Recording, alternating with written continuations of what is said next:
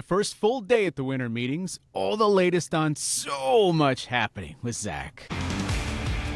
I know we joke so much about the winter meetings and the flurry of activity or lack thereof that usually happens. It's much ado about nothing, but I'll admit I miss going. That's one of the most fun things about covering a baseball team, I think. And no, it's not always the activity, but it's so different than everything else on the baseball calendar. I really miss going to the winter meetings. I'm jealous of you that you're there. You know what would make it better?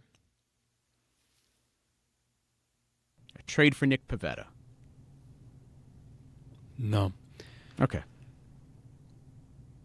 If the off-season started on day one of the winter meetings, no transactions allowed.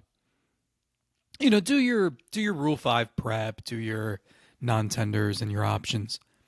No trades, no free agent signings. So internal moves are cool still. Mm-hmm. If you're going to re-sign one of your own players, maybe there's something there, but no activity prior. I can get on board with that. Yeah. Unfortunately, Make this the launch. there have been years where that was true, but it was not planned. It just happened that way. There was not a lot. There was activity leading up to the winter meetings. I was hopeful that would sort of spark some activity there. But do you remember your first time going to the winter meetings? Because I can tell you, there was a level of panic that was just, I was not prepared for days before leaving, because it seemed so intimidating to me going there and knowing that that's where all of baseball is under one roof. This is not spread out over like an entire city or a city block. It's everybody in the same building, and the fact that you could run into, you don't even know who. I told you the story. I ran into Pedro Martinez on an elevator, but it's so. I was so not prepared for it. So I remember the first time I went, which I believe was the 2014 winter meetings. I was panicked. I could not sleep for the days leading up to it. But after the fact, I had so much fun. I enjoyed it. Yeah, I couldn't sleep for days leading up to this either, but that's life with a 3-year-old and a 1-year-old. It's so to set the scene, I guess. There was one point today, as we record this Monday, I was with a handful of people, and we were looking for like a quiet, open spot to have some dialogue.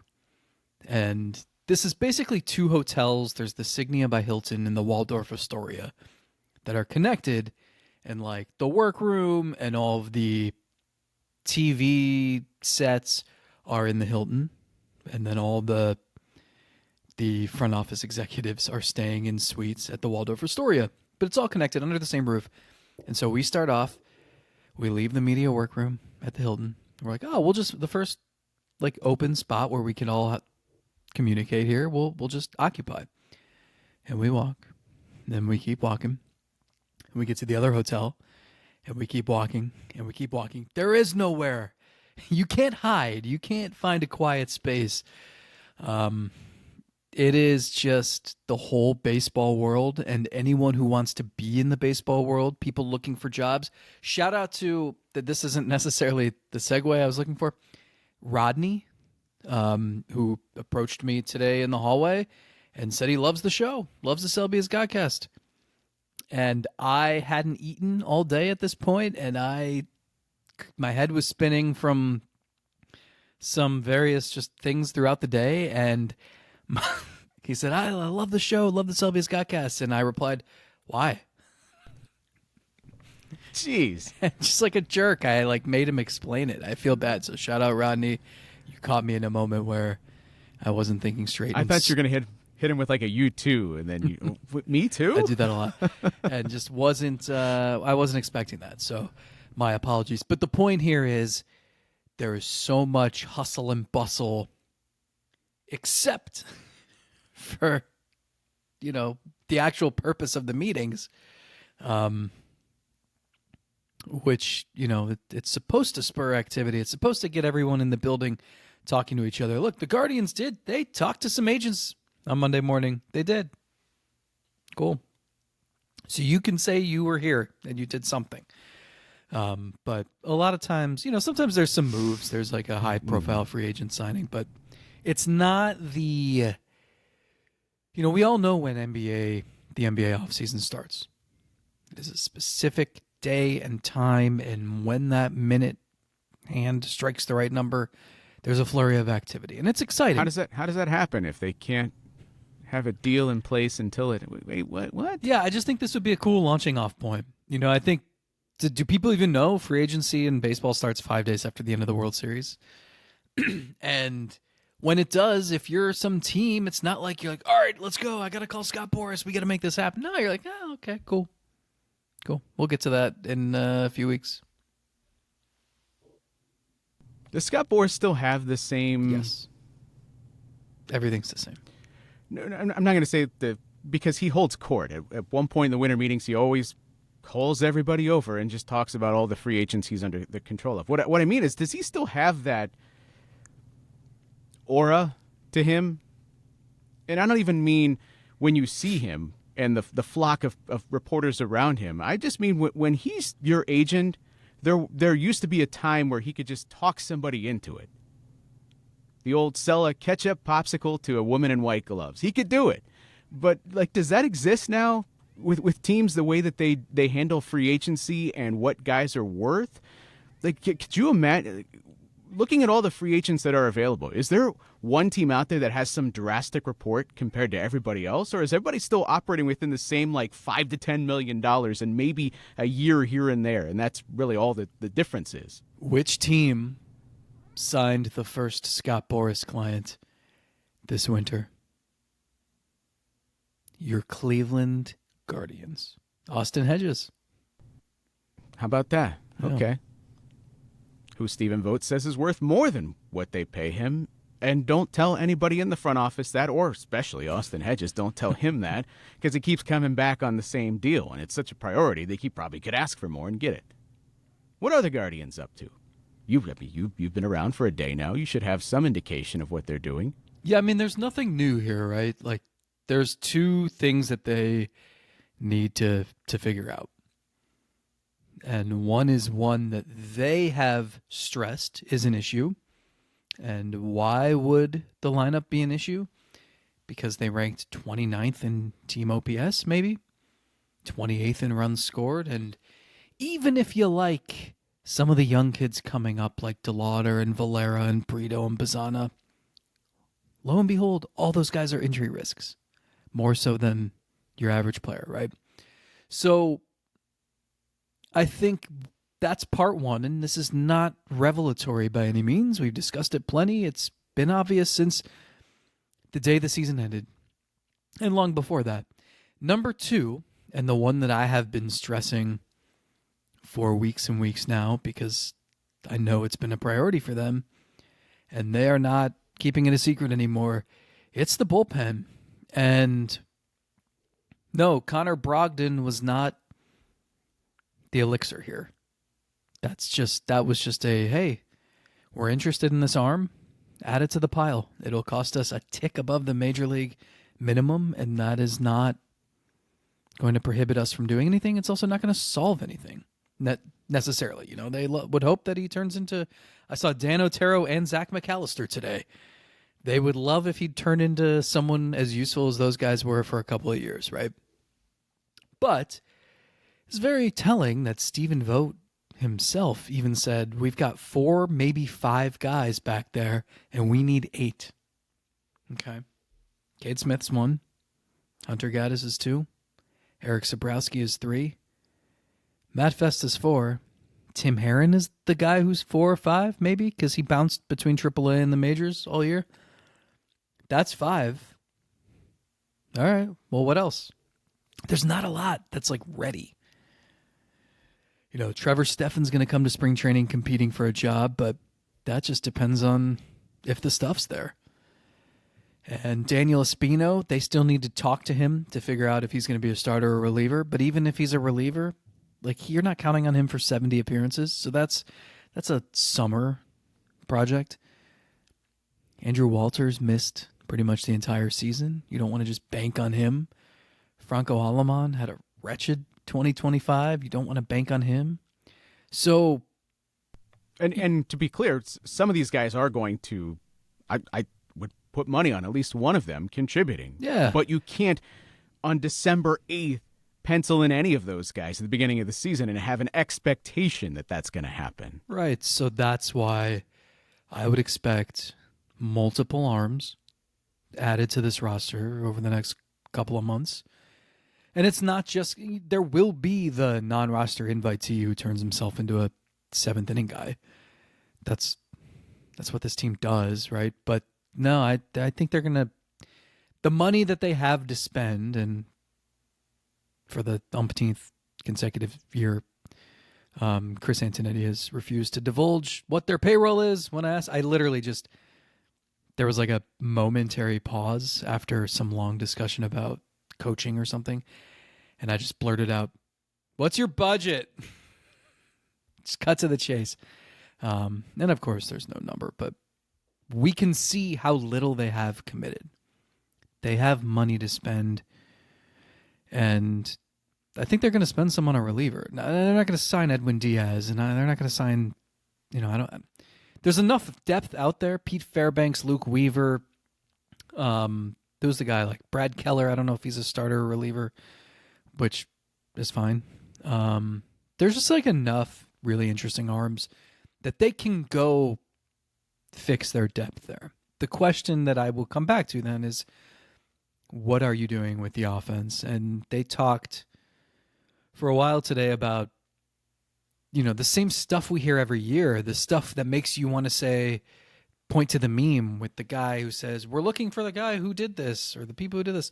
And it's them. And like, okay, well, we could sign someone, but then is he blocking Chase DeLauder and George Valera and Juan Brito? And it's like, you run into the same conundrum every offseason.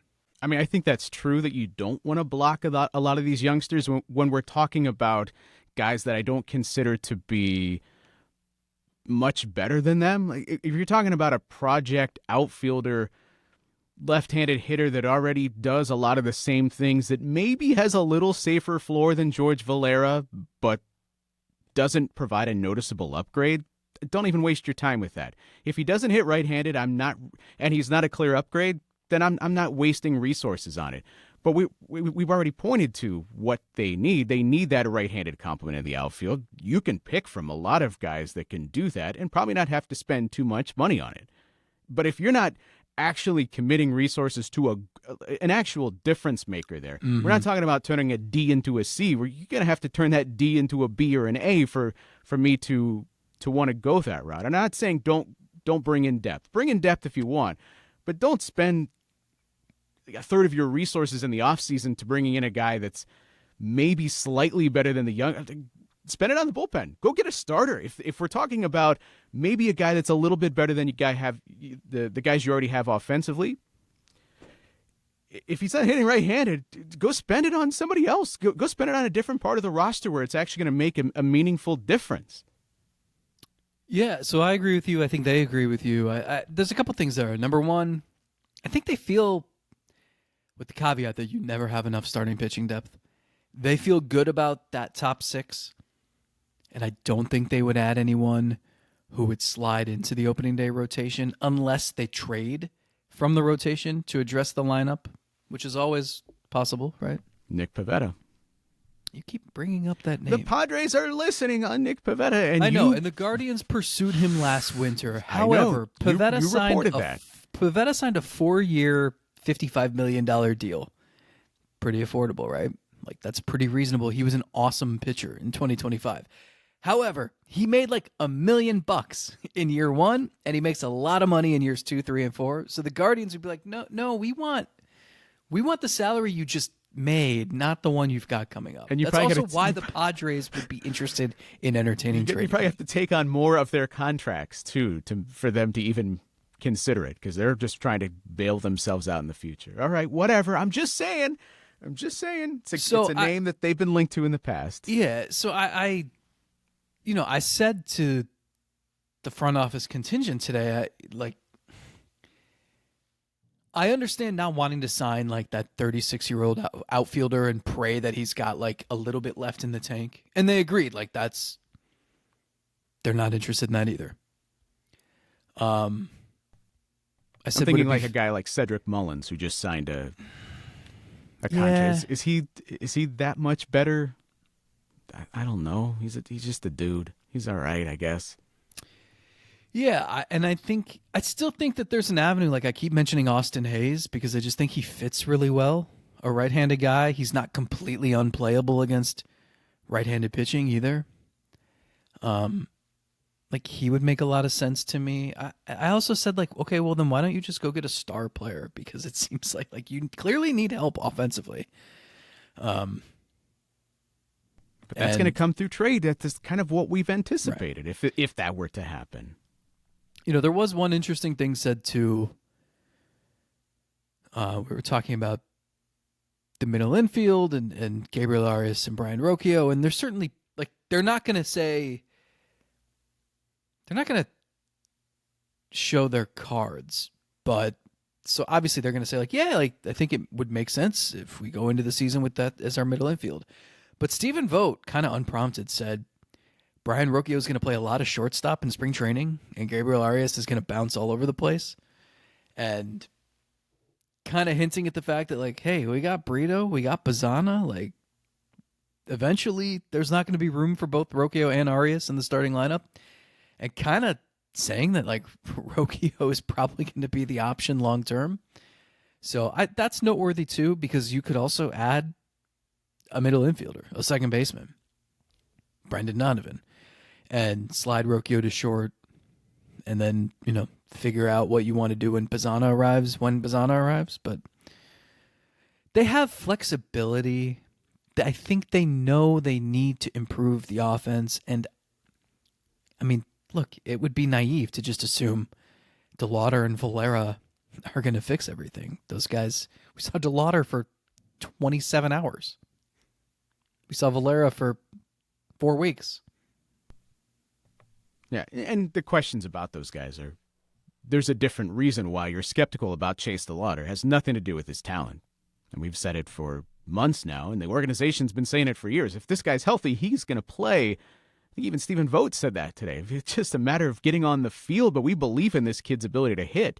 And wasn't that on display when they put him on the roster the first chance they had in the postseason, despite the fact that he had never played big league center field? Get out there, kid, and under the sun.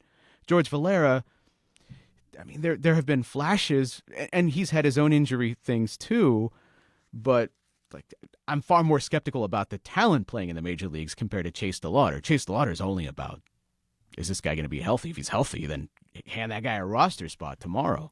Yeah, it's why I still think that there's room for an outfielder. And like if you can go get someone who's legitimately good, that's the key. It's legitimate. I'm not worried about Valera potentially losing at bats. He was off the 40-man roster last year.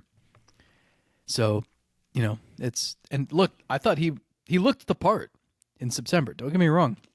I'm excited to see what he can do. But that, if I were the Guardians, that's not precluding me from doing anything. I agree. But I would be, again, targeting a right-handed hitting outfielder, where that's the guy that, if everything works perfectly... Those are tough, though. There's not a lot of them.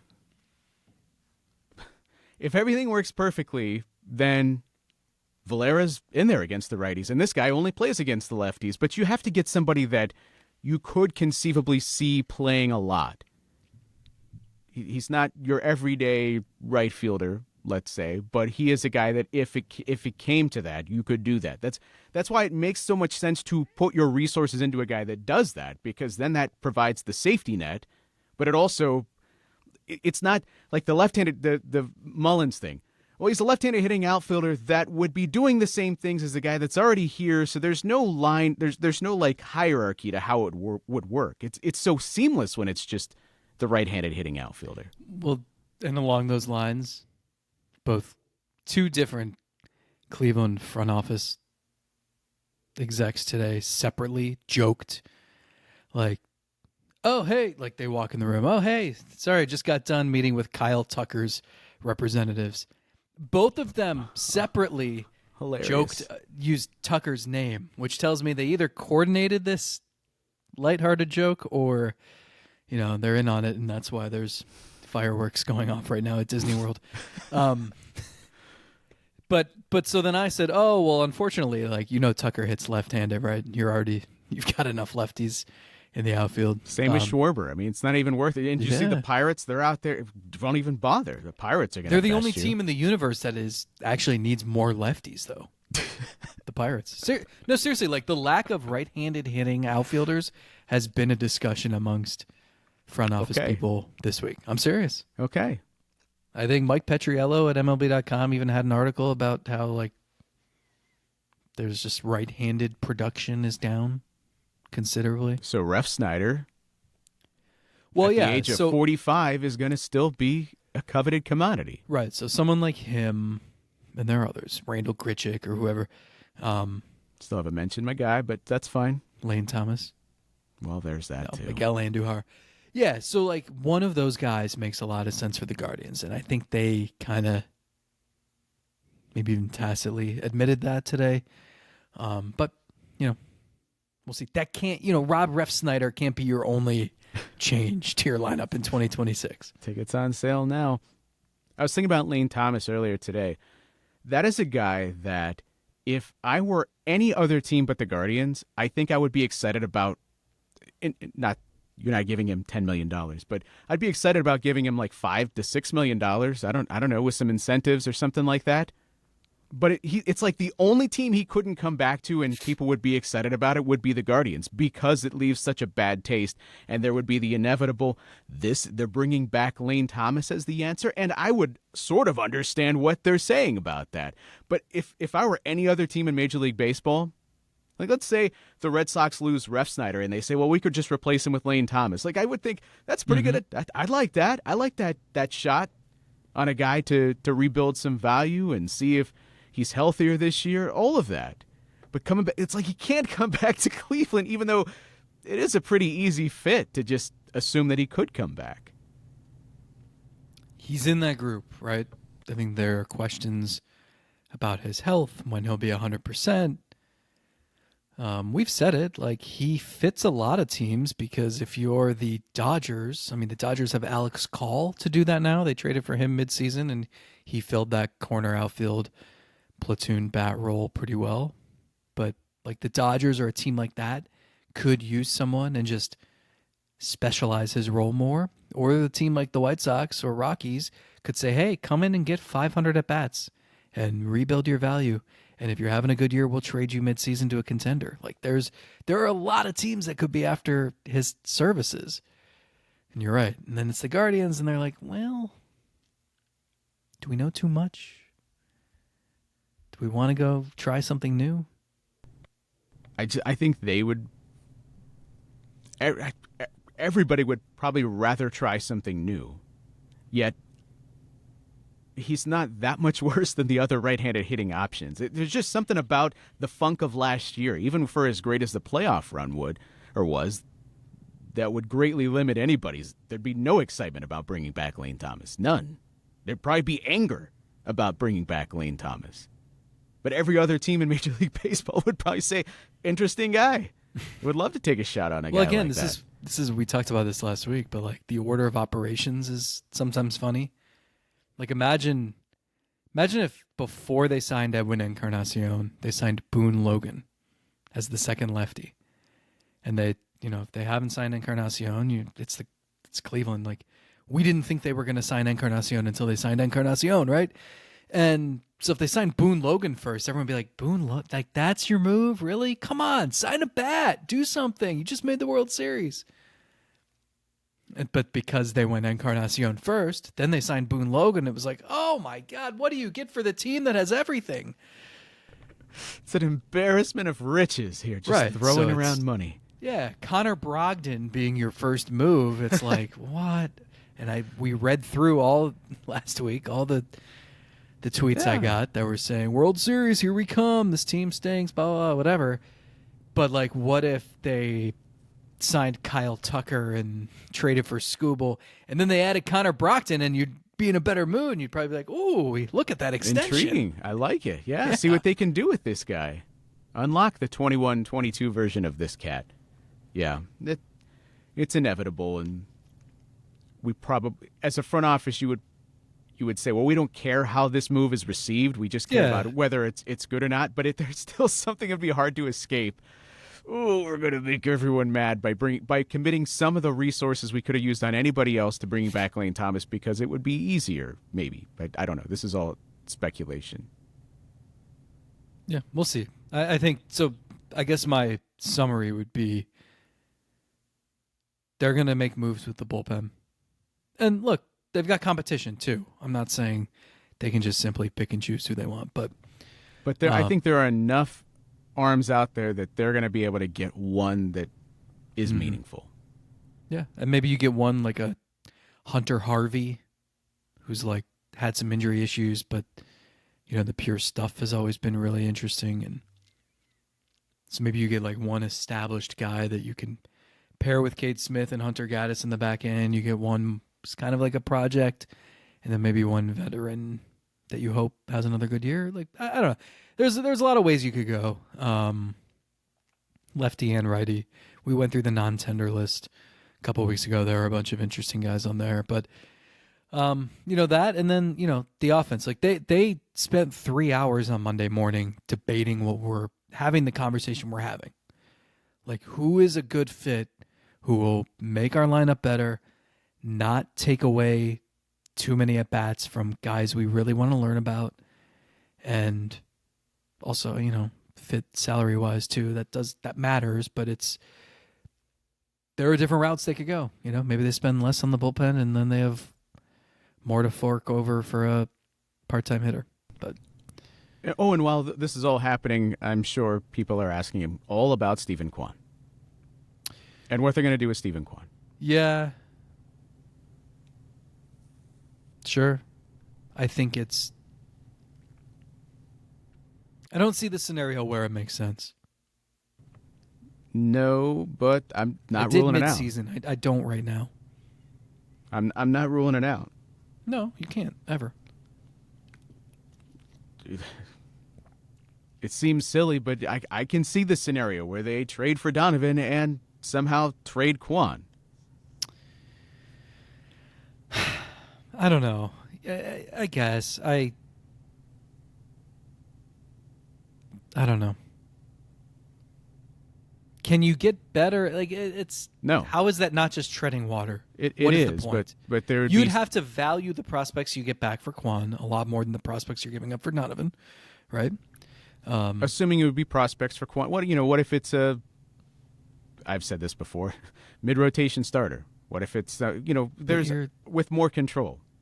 You need help. The lineup needs to get better, and like they keep sure? saying. I mean, it was reiterated over and over again. I keep hearing too, it can't get any worse, so maybe you just challenge that notion. Well, I did ask Stephen Vogt what he was doing to prepare to try to win a third straight Manager of the Year award. And if you made the lineup worse, that would help his odds. He said they'd probably have to win 120 games. Fair. Mm-hmm. Mm. But yeah, I just, they kept saying, they always say this, but it's like, our off season is going to be, the success of it is going to be defined by players internally developing. And I think Kwan's part of that. Like, they want him to get better. He wants to have a better season offensively. And I'd like to see that. That's what I would prefer to see. I just think if you're trading him, it's not going to be just for major league players. It's going to be for probably some of both, maybe, or just prospects. And then what are you doing? You're signing Kwan's projected to make about $9 million. Are you signing who's going to make $9 million? See, I would say this is all crazy, but we just saw this play out last offseason. Yeah, this how'd that go? Exact same thing. It's not me talking you into it. I'm saying we just witnessed it, so I'm not ruling out the fact that that could happen. This is my point. Is the replacement. They don't want the Carlos Santana type. I would hope not. It's one thing if you can get Austin Hayes to be a platoon partner for Chase DeLauder in right field, but then who's playing left field? Nolan Jones for 600 at-bats? Do you think you're going to rank better than 28th in runs scored if you do that? Well, it can't get any worse. They could. There's 29th and 30th, and the Pirates, who were one of those teams below you, are trying to sign Kyle Schwarber and everybody else. Oh, boy. And Paul DePodesta is going to turn around the Rockies. They were the 30th. Do you, when you're now dealing with a new Rockies regime and they're bringing in old school baseball people and you think they're going to go about things the way that baseball teams used to be run 15, 20 years ago, do you have to go dust off some old handbook to like figure out how you even evaluate players with teams like that? You think about you can't do this anymore because all the front offices think the same way, but at one point there was a mental Rolodex of how you would go about debating with a team that thought in this old school sort of way. Do you try to revisit those avenues of trade with now the Rockies? I want to know. I'll get to your question. Do you think Paul DePodesta comes in and he's like, first order of business, we're getting computers? Like they were so far behind, and we've talked about it a little bit, but like there was kind of the industry was intrigued by the job opening, a lot of people, because it's like, ooh, I want to be the one that fixes them and like brings them into the 21st century. But there was also the fear of like it's just like too much work probably.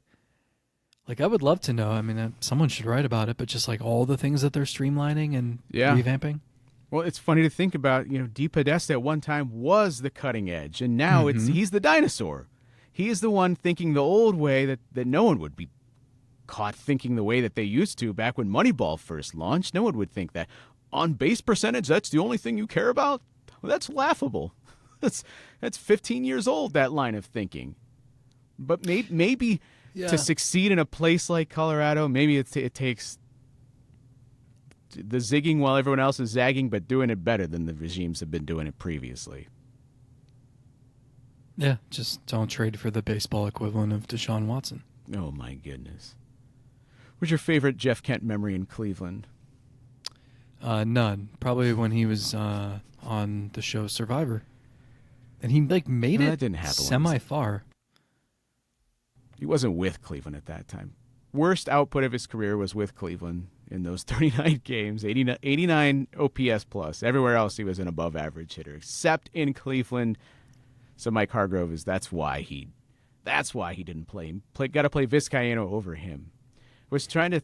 This is not something we're going to address right now, but what is the scenario where Jeff Kent stays after that 1996 season stays with Cleveland, doesn't get traded to the Giants in the deal that eventually brought them back Matt Williams? What if instead of Williams, it was Jeff Kent that stayed and he had that career with Cleveland at second base? That means they don't sign Roberto Alomar. Take me through the alternate reality where Jeff Kent stays and puts together a Hall of Fame career with Cleveland. Well, who's playing third base? Jim Thome still. Duh. Right.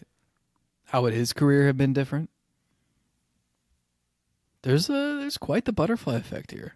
Yeah.